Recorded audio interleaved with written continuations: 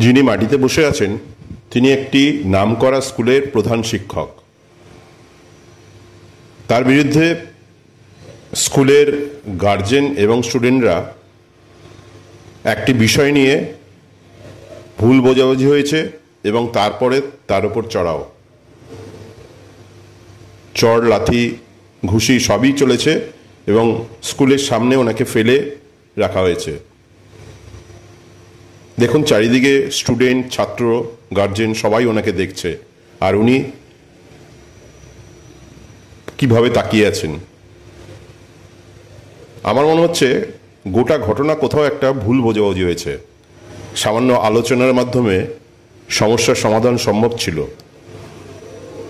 অথচ অযথা বিষয়টি বাড়ানো হয়েছে। যার বিরুদ্ধে এত সমালোচনা হচ্ছে তিনি ব্ল্যাকবোর্ডে শিক্ষামূলক লেখা লিখে ছাত্রছাত্রীদের পথ দেখাতেন, পাশাপাশি একটি সাপ্তাহিক পত্রিকাও চালাতেন।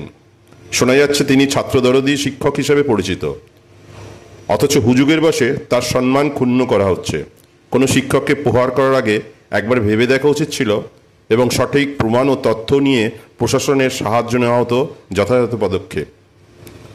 আজকের সমাজে নানা ভুল ধারণা ঢুকে পড়েছে, ফলে আদর্শ শিক্ষকরা আতঙ্কে দিন কাটাচ্ছেন, কারণ ছাত্রছাত্রীদের শাসন করলেই তার বিরুদ্ধে অভিযোগ উঠতে পারে।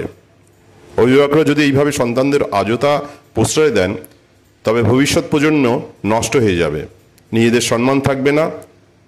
আমরাও ছোটবেলায় স্কুলে মার খেয়েছি, অথচ আমাদের বাবা মায়েরা কখনো শিক্ষকের কাছে প্রশ্ন তোলেননি। হয়তো এই শিক্ষকও সন্তান সুলভ মমতা নিয়ে শাসন করেছিলেন, আর সেটাই আজ তার ভুল হিসেবে ধরা পড়ছে।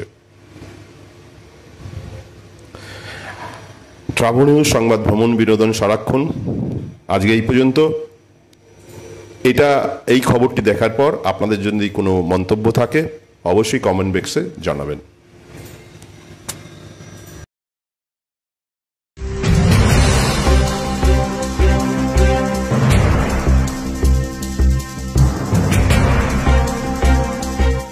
ট্রাভেল নিউজ, শুধু খুশির খবর, ভালো খবর, যা কিছু বাঙালির।